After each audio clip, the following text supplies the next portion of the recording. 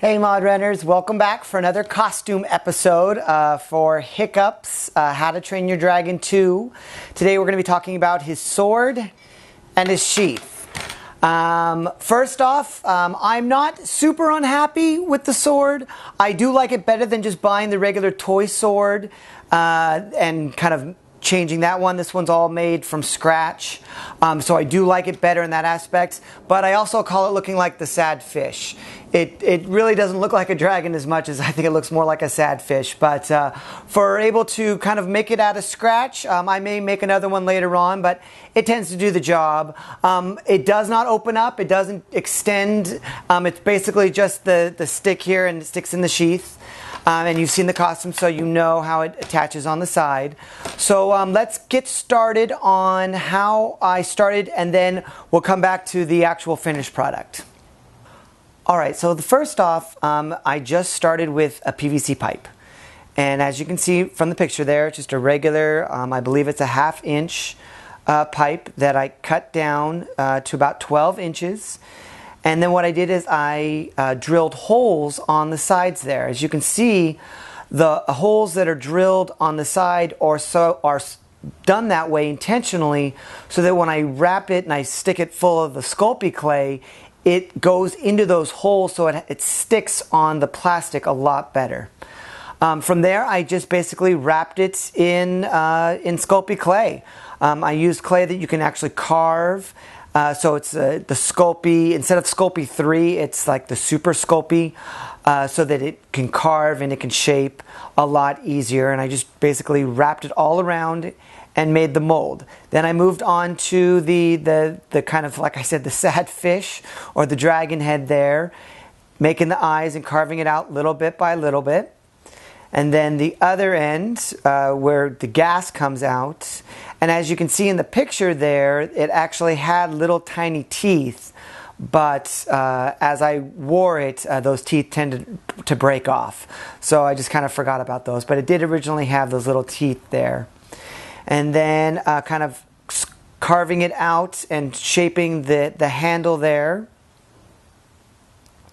And then after shaping the handle, I was ready to kind of move on to the next set, which was baking it and letting it harden.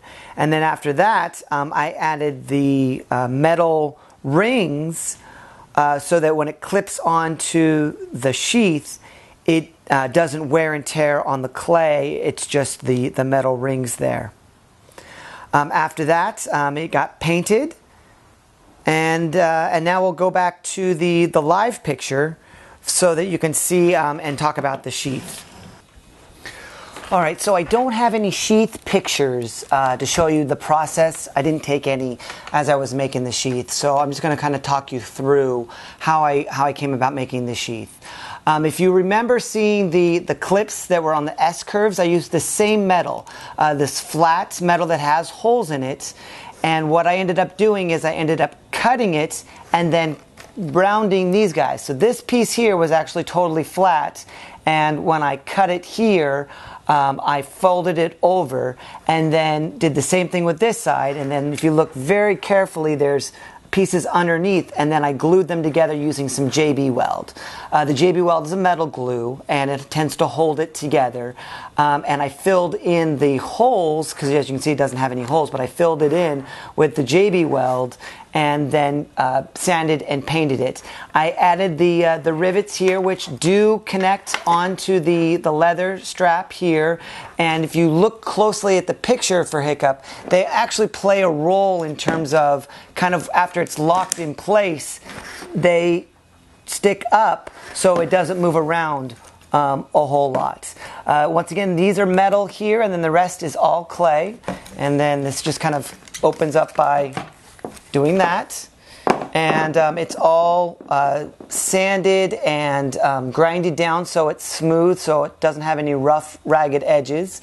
Then I took the leather and I obviously stained it, which was super easy. You just get a flat piece of leather and then connect it onto the leather. I also glued it to the leather just to give that little extra bit of security, and then stitched on the straps here, and then a couple of D-rings stitched on, and then it loops around and latches on, and so the sword can just lock in place. I do have an up and a down just so that it doesn't get upside down. I found that it does tend to work one way or the other, and that's it kind of holding it in place.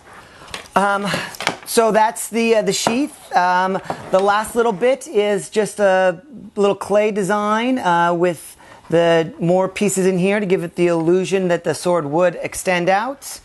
And basically that's all of it. I hope you found the tutorial helpful, at least the details, so you can get a little closer look at how I've done it. Please subscribe to the channel. Please share the videos. If it's not too much trouble, please click on the ads. It definitely helps me out. And that's it for today. Hope you have a great weekend. Costume making or wine tasting or whatever it is that really excites you out there, find your passion.